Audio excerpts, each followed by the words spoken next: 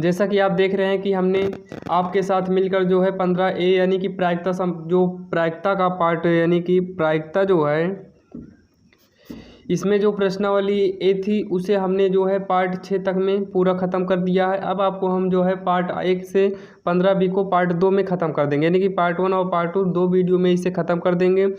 हमारे इस चैनल पर जो है RSN मैथ पर बेसिक जो है 9 से लेकर 12 तक के सभी सवाल जो है आपको सरल तरीके से पढ़ाया जाता है। आप जो है हमारे चैनल पर नए हैं तो हमारे इस चैनल को लाइक और सब्सक्राइब कर लीजिए ताकि हम जितने भी वीडियो अपलोड करें वो सबसे पहले आपको प्राप्त हो। तो देखते हैं कि सवाल नंबर 1 क्या है। यहाँ पर देखिए जो है ये दिया है, एक सिक्के को उछालने पर ऊपर शीर्ष आने की प्रायिकता है। यानी कि एक सिक्के को, मान लीजिए कोई एक सिक्का है, आप उसको उछालेंगे तो कह रहा है कि ऊपर शीर्ष आने की प्रायिकता। तो आप ध्यान दीजिए, जब आप ऑप्शन हमें दिया है 1, -1, 1/2 और 1/3 दिया है, तो आप ध्यान दीजिए जब आप एक सिक्के को उछालोगे, मान लेते हैं कोई 1 रुपये का सिक्का है, जब आप उसे उछालोगे या तो उसमें हेड आएगा या तो उसमें टेल। हेड को कहते हैं शीर्ष और टेल को कहते हैं पुच्छ। अब ध्यान दीजिए, अब इसमें हेड और टेल दो में से एक ही आ सकता है। सिक्कों को उछालेंगे या तो हेड आएगा या तो टेल आएगा। हेड होता है जिधर भारत होता है, टेल जिधर जो है अंक लिखा रहता है, 1 रुपये 5 रुपये ये सब। तो यहाँ पर ध्यान दीजिए सेम वही है। अब इसमें कह रहा है कि हेड और टेल आएगा तो कह रहा है कि ऊपर शीर्ष आने की प्रायिकता। अब यहाँ पर ध्यान दीजिए जो प्रायिकता होता है, प्रायिकता बराबर होता है ऊपर अनुकूल नीचे कुल संभव। तो संभव कितना है, या तो हेड आएगा या तो टेल आएगा। संभव कितना हो गया, 2 हो गया। अब ध्यान दीजिए शीर्ष आने की प्रायिकता, जिसको आने की प्रायिकता कहा जाएगा वही अनुकूल है और वही अंश में लिखा जाएगा। शीर्ष, इन दोनों में शीर्ष कितना है, एक ही शीर्ष है तो 1, तो 1/2, तो 1/2 ये है। तो ऑप्शन नंबर 3 हमारा करेक्ट होगा, यानी कि ऑप्शन नंबर 3 ही हमारा सही है। अब ध्यान दीजिए सेम इसी प्रकार से सवाल नंबर 2 में भी कुछ है। सवाल नंबर 2 में कह रहा है कि एक साधारण पासे को फेंका जाता है, ऊपर शीर्ष पर सम संख्या आने की प्रायिकता ज्ञात कीजिए। एक साधारण पासा यानी कि आप जब लूडो खेलते हैं, लूडो की गोटी में जो है 1 से लेकर 6 अंक लिखे होते हैं। 1 2 3 4 5 6 अंक लिखे जाते हैं। कुल 6 अंक हुआ, तो जब कुल 6 अंक हुआ तो संभव परिणाम 6 हो गया। अब उसके बाद कह रहा है फेंकने पर ऊपरी फलक पर सम आने की संख्या, सम आने की प्रायिकता। तो सम ये 2 भी आ सकता है, 4 भी आ सकता है, 6 भी आ सकता है। 2 आएगा फिर भी सम कहेंगे, 4 आएगा फिर भी सम कहेंगे, 6 आएगा फिर भी सम कहेंगे। यानी कि कितनी बार आ सकता है, 3 बार में से, तीनों में से कोई एक आ सकता है। तो तीनों, यानी कि 3 संख्याएँ आ सकती हैं।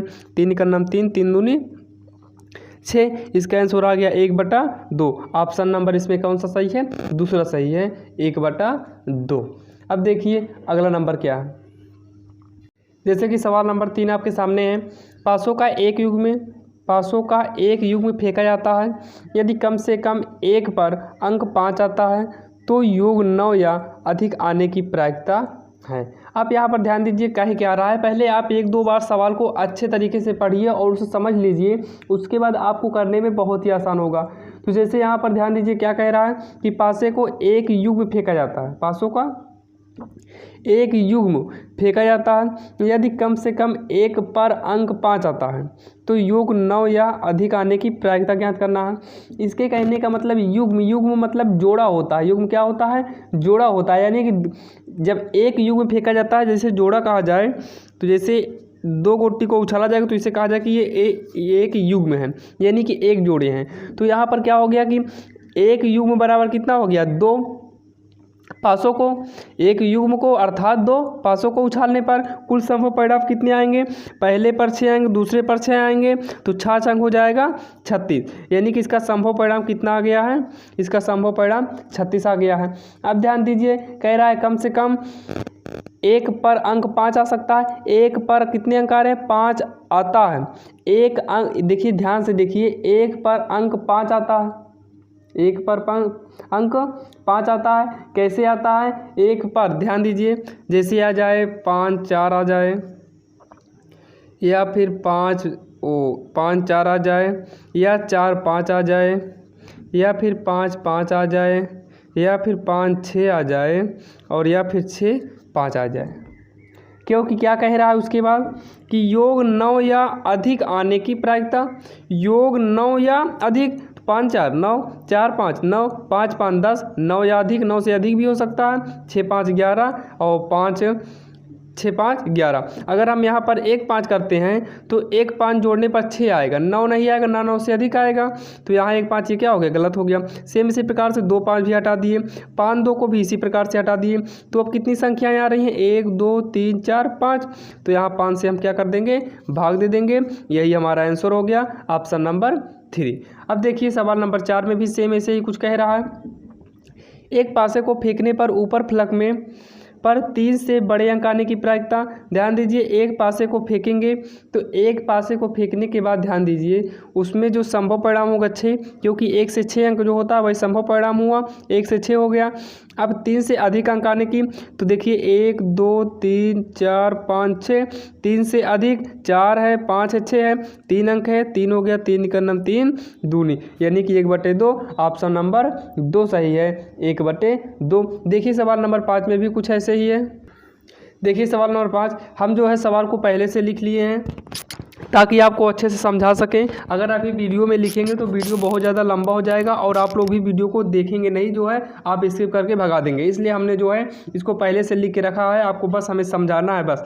आप ध्यान दीजिए, यहाँ पर दो पासे एक साथ फेंके जाते हैं, 2 पासों की संख्याओं का योग 7 होने की प्रायिकता ज्ञात करना है। अब यहाँ पर ध्यान दीजिए, अगर हम 2 पासे को फेंकेंगे, कितने पासे को फेंकेंगे, 2 पासे को, जैसे इसके पहले वाले में आपने देखा था, क्या कहते हैं, एक सवाल मिली थी युग में जहाँ पर था, जब हम एक पासे को फेंकेंगे 6 आएगा, दूसरे पासे को फेंकेंगे तो 6 आएगा, यानी कि टोटल संभव परिणाम कितना हो रहा है, 6 36 हो गया। ये हमारा संभव परिणाम मालूम हो गया। अब ध्यान दीजिए, कह रहा है कि 2 पासों की संख्याओं का योग जो है 7 होने की प्रायिकता ज्ञात करना है। तो यहाँ पर ध्यान दीजिए कि योग क्या होना, 7, जैसे इसके पहले वाले में हुआ था कि योग क्या होना चाहिए, 9 होना चाहिए। सेम उसी प्रकार से हम जब इसमें से निकालेंगे तो पहले क्या कह रहा है, 2 पासे को एक साथ फेंका जाता है, 2 पासों की संख्याओं का योग क्या होना चाहिए, 7 होने की प्रायिकता। तो 7 कब होगा, जब हम जोड़ेंगे तभी 7 होगा। तो देखिए ध्यान से देखना है इसे, जैसे कि हमारे पास दे दिया जाए, जैसे हमारे पास दिया जाए 1,6 जोड़ देंगे 1 6 7, और इसी का उल्टा 6,1 भी हो जाएगा। और उसके बाद दिया जाए 2 5 दिया जाए, 5 2 7, अब उसके बाद 5,2 हो गया, 7 हो जाएगा। उसके बाद 4 3 7 हो जाएगा, और 3 4 7 हो जाएगा। ये जो है हमें जोड़ने पर कितने मालूम हो रहे हैं, 7, 1 2 3 4 5 6 अंक है, तो 6 का नाम 6 6 36, 1/6, ऑप्शन नंबर जो है पहला सही है। ध्यान दीजिए, आप कहेंगे कि सर 1,1 क्यों नहीं लिए, 1,2 क्यों नहीं लिए, क्योंकि यहाँ पर देखिए 1 1 जोड़ने पर 2 आएगा, योग तो 7 आना चाहिए, ये हट गया। 1 2 जोड़ेंगे 3 आएगा, हमें 7 चाहिए, हट गया। 4 5 लेना चाहिए था, 4 5 9 हो गया, यहाँ पर देखिए 7 आना, ये गलत हो गया। सेम इसी प्रकार से 5 4 जो है गलत हो जाएगा, 6 6 लेंगे तो 12 हो जाएगा, गलत हो जाएगा। तो यहाँ पर ध्यान दीजिए, ऑप्शन नंबर पहला सही है, क्योंकि हमें योग कितना आना चाहिए, 7 आना चाहिए। अब यहाँ पर देखिए 6वें में कह रहा है निम्नलिखित कथनों को पूरा कीजिए। नंबर 1 में ध्यान दीजिए, घटना ई, क्या कह रहा है, घटना ई प्रायिकता प्लस घटना ई नहीं प्रायिकता बराबर डैश डैश है, यानी कि बराबर क्या है। जैसे ध्यान दीजिए, आपको हमने पहले ही बता दिया था, ये पार्ट 1 में ही आपको बताया था, पी ई यानी कि घटना होने की प्रायिकता, पी ई यानी कि पी डॉट ई घटना न होने की प्रायिकता बराबर 1 होता है। ये इसका फार्मूला है, तो यहाँ पर 1 आ गया, यही जो है इसका यानी कि रिक्त स्थान जो है भर उठेगा। अब उसके बाद कह रहा है उस घटना की प्रायिकता जो घटित नहीं हो सकती, उस घटना की प्रायिकता जो घटित नहीं हो सकती। दोस्तों, जो घटनाएं ही नहीं यानी कि जो घटना नहीं घटती, यानी कि क्या कह रहा है कि उस घटना की प्रायिकता जो घटित नहीं हो सकती वो 0 है। 0 कभी घटित नहीं हो सकती, बाकी 1 2 है तो वो घटनाएं घट सकती हैं। ऐसा घटना डैश डैश कहलाता है। ऐसा घटना क्या कहलाता है दोस्तों, जब वो 0 हो गया यानी कि वो असंभव घटना है। कौन सी घटना है, असंभव घटना कहलाती है, असंभव घटना कहलाती है। कौन सी घटना? असंभव घटना। अब यहाँ पर ध्यान दीजिए अगला नंबर क्या है। देखिए दोस्तों, आप हमारा वीडियो देखने के जब देखते हैं तो आप कापी किताब लेकर बैठिए, आप जो है तुरंत जो है करते चलिए। बस हम सवाल पहले से उतार लिए हैं, आप जो है इसे पढ़ लीजिए, तो बाद में वीडियो ख़त्म होने के बाद आप जो है सवाल उतारेंगे बस। अब यहाँ पर देखिए, उस घटना की प्रायिकता जिसका घटित होना निश्चित है, जिसका घटित होना निश्चित है, वह घटना की प्रायिकता जिसका घटित होना निश्चित है डैश डैश है, एक है दोस्तों। क्योंकि प्रायिकता में एक से अधिक मान आ ही नहीं सकता, तो निश्चित है क्या? एक है। ऐसी घटना क्या कहलाएगी? ऐसी घटना निश्चित घटना या फिर संभव घटना क्या कहलाएगी? निश्चित घटना, निश्चित घटना। अब यहाँ कह रहा है किसी प्रायोग कि सभी प्रारंभिक घटनाओं की प्रायिकताओं का योग, ध्यान दीजिए, किसी प्रायोग की सभी प्रारंभिक घटनाओं की प्रायिकताओं का योग क्या होता है? प्रारंभिक घटनाओं की प्रायिकता का योग क्या होगा? 1 होगा। अब देखिए 5 में, अब यहाँ पर ध्यान दीजिए, कह रहा है किसी घटना की प्रायिकता डैश डैश से बड़ी या उसके बराबर होती है। ध्यान देना, क्या कह रहा है? डैश डैश की प्रायिकता किस डैश डैश से बड़ी, 0 से तो बड़ा होता है। ध्यान देना, 0 से बड़ा होता है। जितनी भी प्रायिकता का आता है आंसर वो 0 से बड़ा होता है और 1 के बराबर होता है। 0 से बड़ा होता है और यहीं पर लिख देंगे 0 से बड़ी या 1 या फिर बड़ी तथा यहाँ पर थोड़ा हटा दे रहे हैं 1 के बराबर होती है। किसके बराबर होती है? 1 के बराबर होती है।